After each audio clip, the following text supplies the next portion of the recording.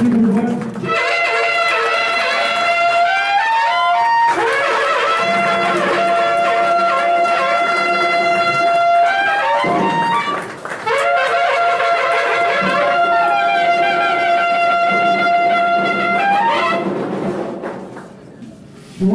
आठवावे जीवित प्रणवित मानावे इहलोकी परलोकी पुरावे कीर्तिरूपे निश्चयाचा महामेरू भगवत जनांसी आधारू अखंड स्थितीचा निर्धारू श्रीमंत योग। यानंतर मी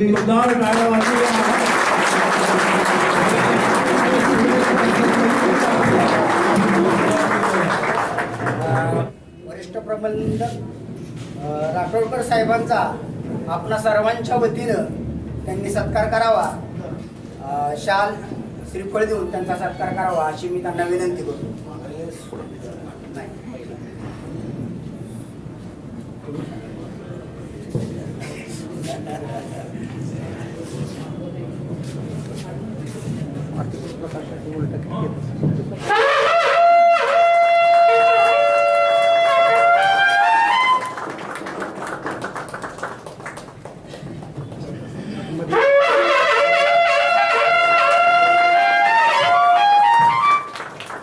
यानंतर श्री अनंत विश्वकर्मा यांनी ही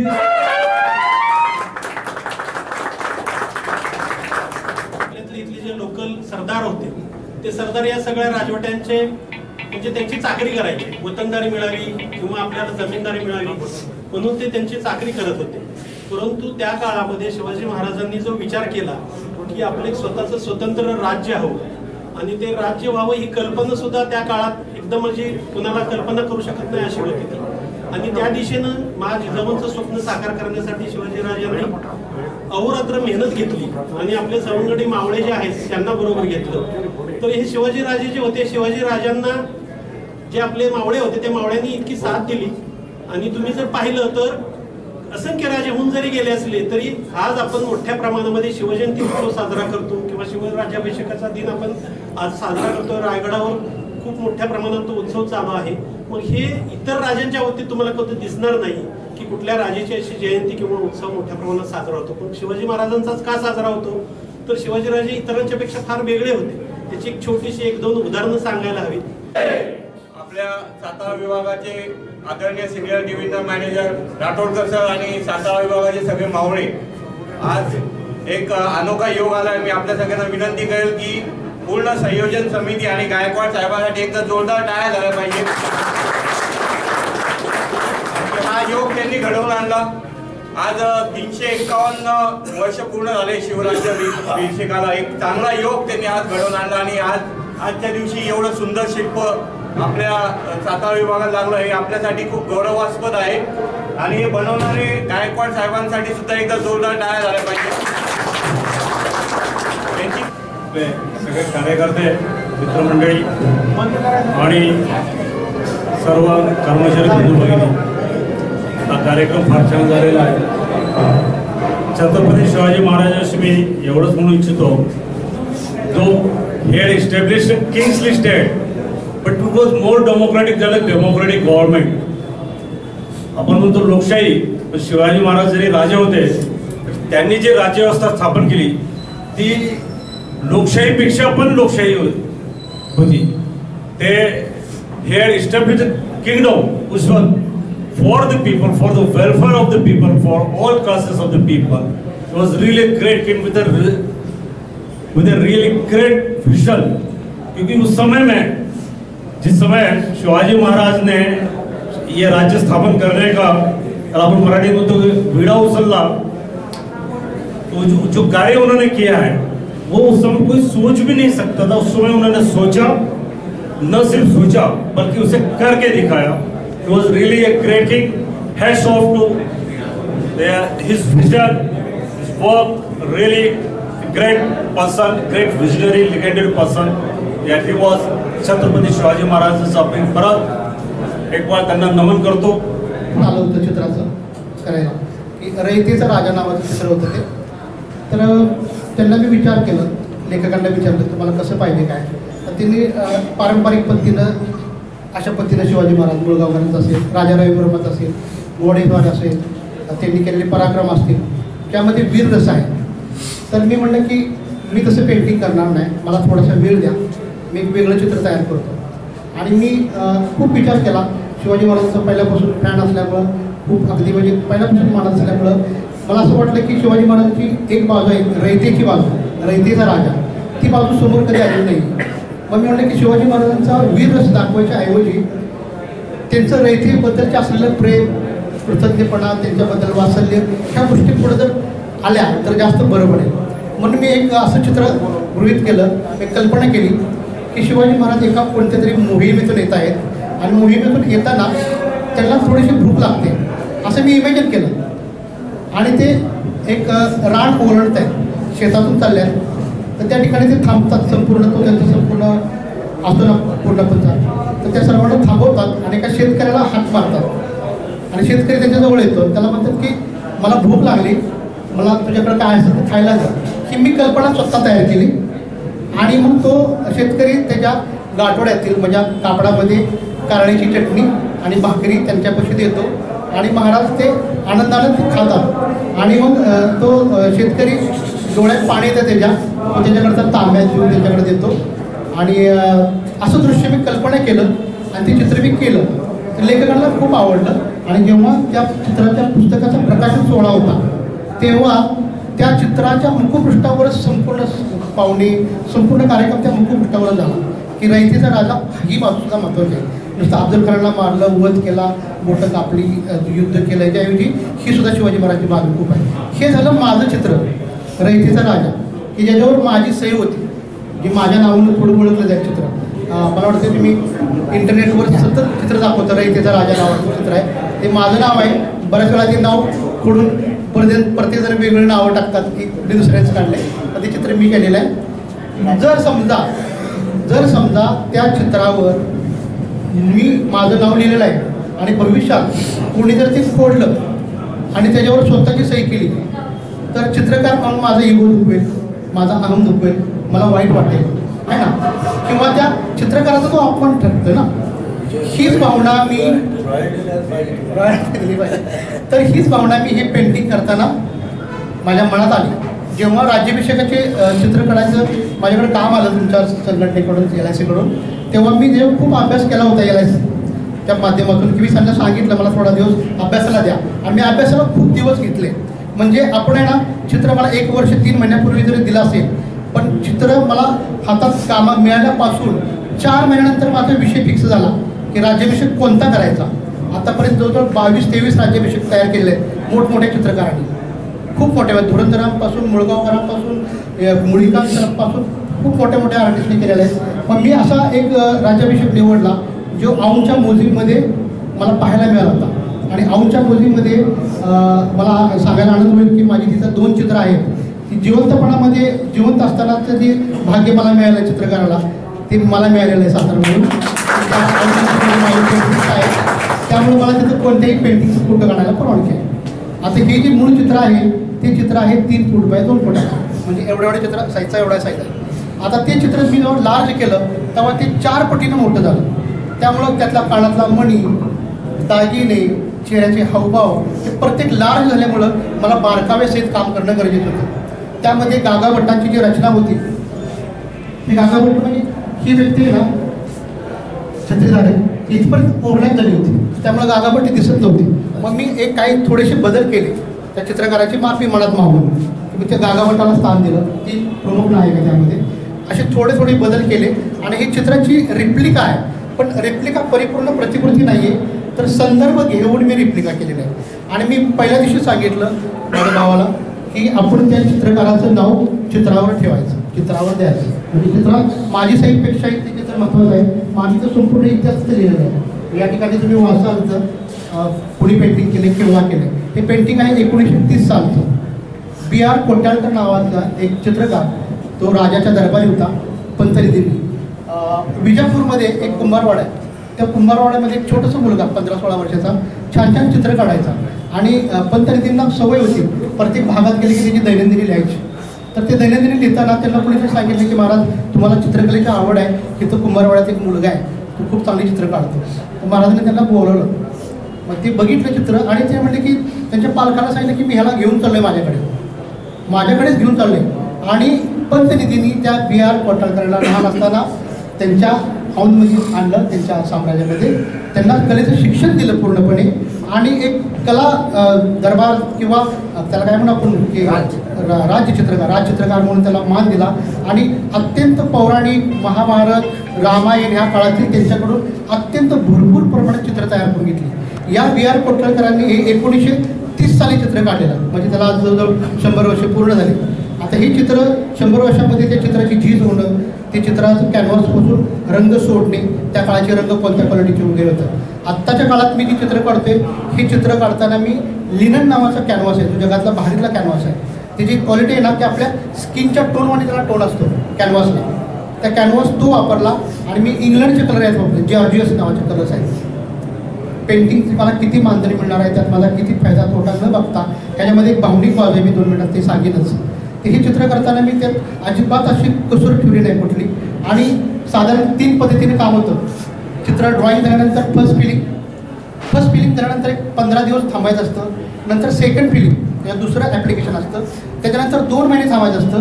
ते वाळल्यानंतर तिसरं फिलिंग, थर्ड फिलिंग आणि ते झाल्यानंतर फायनल टचेस, अशी प्रोसेस असते पेंटिंगची. आणि मला सांगायला आनंद वाटते, मी ह्या ठिकाणी या पेंटिंगमध्ये 7 स्टेजेस केले, 7 स्टेजेस. म्हणजे एक लेअर देऊन डायरेक्ट फिनिश न करता मी एक लेअरवर दुसरा लेअर तिसरा लेअर, ही चित्राला विलंब लागण्याची कारण आहे. आणि मला स्पष्ट करायला का आवडेल की प्रत्येकाला असं वाटतं की 1 वर्ष झालं चित्र अजून येतच नाही, 1 वर्ष झालं अजून चित्र लावलं जात नाही. तर मी हे चित्र काढताना बारीक सारीक अभ्यास करत होतो, त्याचे बारकावे, त्याची बोटं, शिवाजी महाराजांची बोटं कशी असतील इमॅजिन केलं पाहिजे ना, राणीचे बोटं कसे असतील. समजा आपण आता ब्युटी पार्लर आपल्या काळात आहे, आता स्त्रिया आयब्रोज करतात, बारीक भुवया करतात. त्या काळामध्ये ब्युटी पार्लर नव्हतं. त्या काळातील तत्कालीन स्त्रियांच्या भुवया जाड होत्या, यातील प्रत्येक स्त्रियांच्या भुवया मी जाड दाखवल्या. म्हणजे हा विचार केला आहे की समकालीनता त्यामधील त्या चित्रामध्ये तत्कालीन काय व्यवस्था होती, वस्त्राचा पोत काय होता, ह्यातील जी एक दागिने दाखवल्या तुम्ही बारके तुम्ही निश्चित बघताल.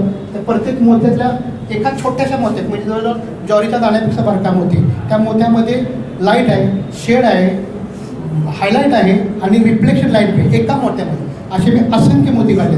म्हणजे मी सॉरी म्हणतो सगळ्यांना की मला चित्र द्यायला विलंब झाला असलं ना तरी एक चांगली चित्र निर्मितीसाठी हा काळ द्यावाच लागतो. बहुतांशी चित्रकार हे 3-3 वर्ष काम करतात, त्या तुलनेने मी 1 वर्षातच काम केलेलं, 1 वर्ष 3 महिन्यात. त्यातले 4 महिने मी अभ्यासालाच घेतल्या.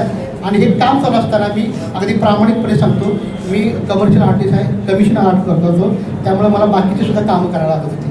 हे काम चालू असताना मी वाळत ठेवायचं, दुसरी 2 कामं करायचं. ते काम झालं तर प्रतिनिधिचा अभ्यास करायचो.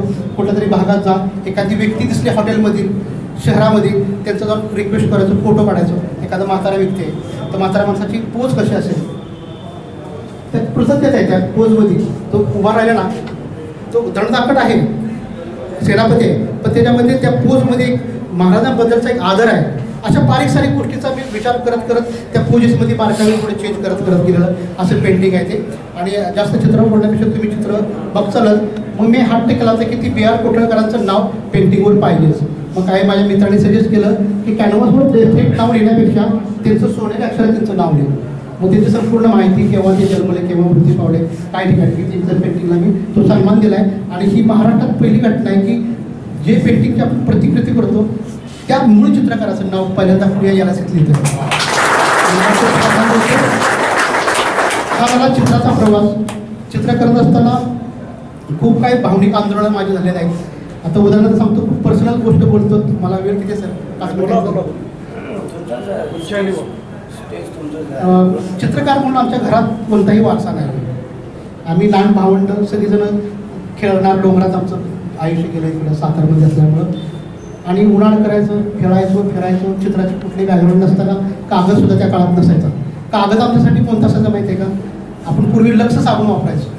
त्या लक्ष साबणाने एक रॅपर असायचा पांढरा, ते एक बाजू तेलकट असायची जे साबण असायचा आणि त्याची दुसरी बाजू असते ना ती गुळगुळीत असायची छान.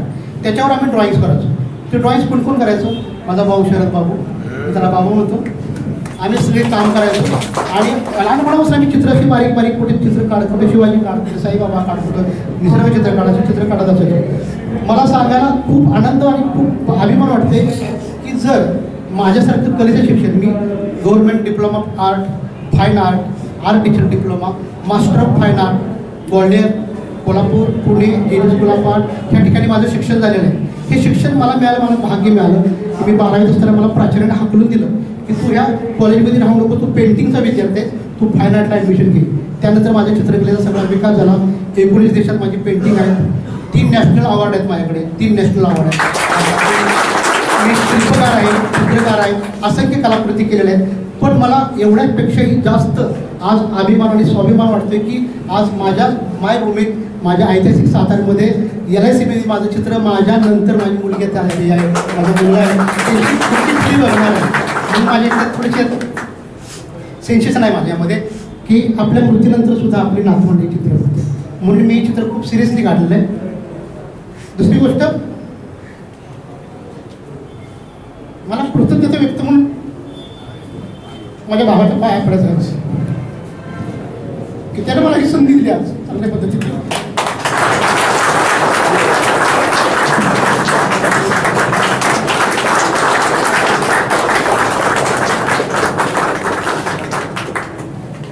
आणि यामध्ये असं काय कमर्शियल कुठली गोष्ट नाही आहे. माझी एक पेंटिंग 6-6 लाख रुपयाला जातात. ह्या पेंटिंगचे किती पैसे मला मिळाले तुमच्या सगळ्यांना माहिती आहे. माझ्यासाठी पैशापेक्षाही फार मला ही संधी महत्त्वाची आहे आणि त्या LICनं मला दिली उपलब्ध करून. म्हणून मी LICचा ऋण काय करतो आणि मला फार आनंद होतो की आज माझ्या मुलीची पेंटिंग आहे आणि तुम्ही सर्वजण ही जपून ठेवताल. तुम्ही ज्या पद्धतीने मला सन्मान दिला, ज्या पद्धतीनं, त्याबद्दल मी सगळ्यांचा धन्यवाद मानतो. Thank you very much. Core group असं आहे, झाजेर म्हणून आहे, ज्याच्यामध्ये कवी आहेत, कवयित्री आहेत, बाबा माहिती जवळ घ्या. कवी आहेत, कवयित्री आहेत. ही जी आहे तिचे 2 पुस्तकं हे प्रकाशित झालेली आहेत. दुसऱ्या आवृत्ती झालेली, महाराष्ट्र पातळीचे बक्षीस मिळाले, पारितोषिक मिळाले. तिचा मुलगा आहे. नंतर सचिन प्रभुणे आलेले आहेत, केंद्र प्रमुख आकाशवाणीचे. त्याच्यामध्ये इन्फ्लुएन्सर आहेत, चित्रकार आहेत, साहित्यिक आहेत, नंतर शिल्पकार आहेत, फोटोग्राफर्स आहेत. असा ग्रुप आहे, तो फार कोर ग्रुप आहे. आणि आम्ही नेहमी एकत्र भेटत असतो. आणि आता मी जे बोलण्याकरता आलो आहे ते सागर गायकवाड करता, त्याला द्वारेमधनं बाहेर आल्यापासून पाहिलेलं आहे. आमच्याकडे चर्चा एक नवीन पूर्व कोणतरी आले, फार सुंदर चित्र काढतात. आणि एक असतं ना की एक पॅशन असतं, त्याचं फार सुंदर चित्र काढतो. मी ह्याच्याकडे मी आवाजाचं बोलतो आता. सागर यांच्याकडे मी 3 वाजता गेलो तर संध्याकाळी 6 वाजता आलो. संपूर्ण चित्र मी त्यांचे पाहत होतो. मला पॅशन आहे. त्याला लक्षात आलं की ह्या माणसाला त्याचं कळतंय, ह्यातलं कळतंय, हे पारदर्शी विजेते, हे पारदर्शी विजेते. मग त्यांनी आतली चित्र काढायला सुरुवात केली, जिथे लोकांना दाखवत नसत. अतिशय त्याकडे देखणा होता. आणि तो जो प्रवास बघितला तो आतापर्यंतचा, ह्या चित्राकरता आम्ही त्याला खूप त्रास दिलाय, खूप त्रास दिलाय. कारण दिवस चालू होते. पण एक आम्हाला हे माहीत होतं की he is a perfect person of perfection. त्याला बिलकुल असं काहीतरी कमर्शियल काढायचं आणि दिले आणि पैसे मिळतात असं नाही. त्याला एक तर शिवाजी महाराजांबद्दल तर खूप आदर आहे, त्या घराण्याबद्दल आदर आहे, त्याचं भरपूर त्याबद्दल वाचन आहे.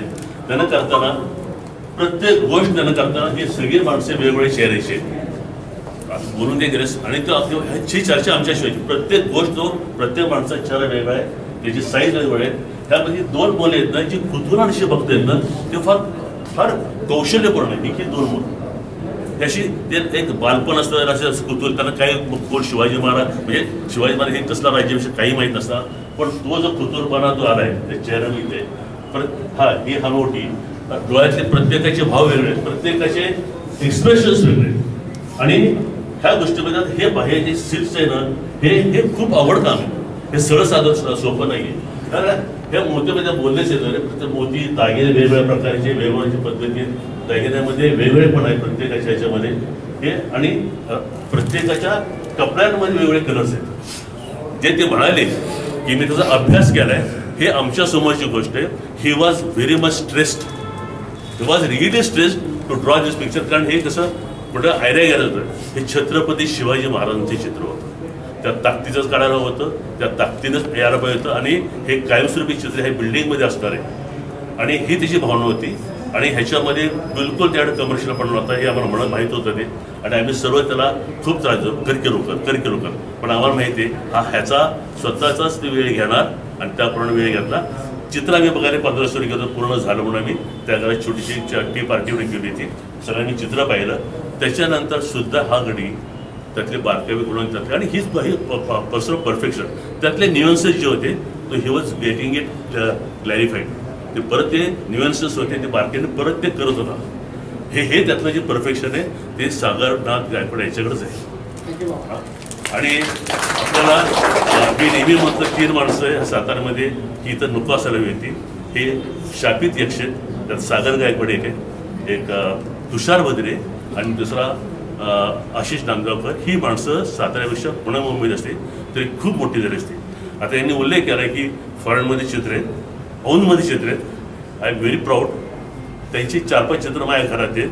माझ्या मुलाच्या अमेरिकेत दिवसात चित्र त्यांचे आणि आय एम व्हेरी प्राऊड. आणि मला ते सांगायला मी नाही सांगते ही सागरनाथ गायकवाड चित्र आहे. माझ्या घरात त्यांचे 7-8 केले 7-8 चित्र माझ्याकडे. आणि आमच्या सगळ्यांकडनं मी त्यांचा सत्कार घेतोय आणि आम्हाला खूप खूप कौतुक आहे. आमचं पोरग म्हणजे मी त्याला लेकरूच म्हणतो, माझा मुलगा समजतो. आमचं पोरग आज ह्या ठिकाणी ह्याच माहितीमध्ये इतक्या मोठ्या माणसाचं चित्र काढून आम्हाला आपला प्रत्येक जे येतील रिटायर होऊन नवीन येतील प्रत्येकाला आनंदी आणि आठवण करून देईल की ही. मी सगळ्यांचा आभार मानतो की तुम्ही संधी दिली. I am very happy to. आणि आमच्याकडनं छोटासा सत्कार ये मॅडम. आणि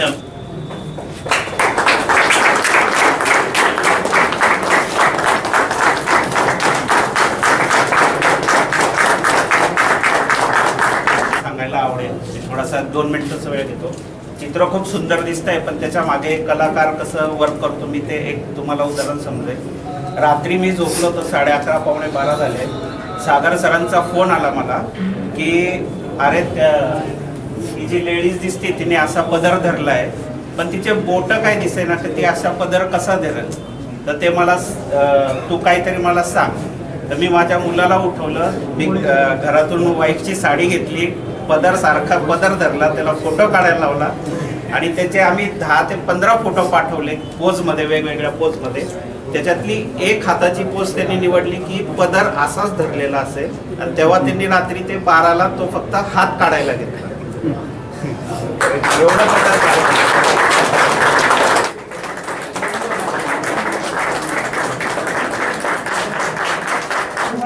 त्यांना बोलायला सांगायची गरज निर्माण होत नाही.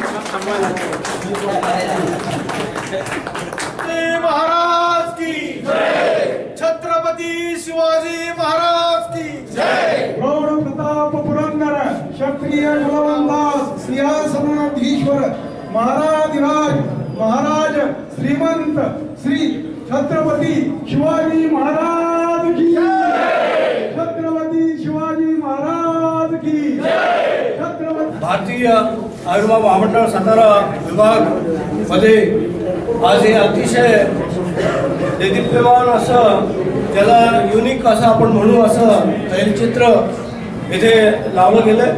तत्पूर्वी तिथे तैलचित्र होतंच पण त्याला अतिशय चांगल्या पद्धतीने सजवून आणि नवीन डायमेन्शन्समध्ये आज श्री सागरनाथ रघुनाथ गायकवाड यांच्या हस्ते या तैलचित्राला अनेक पैलू मिळालेत.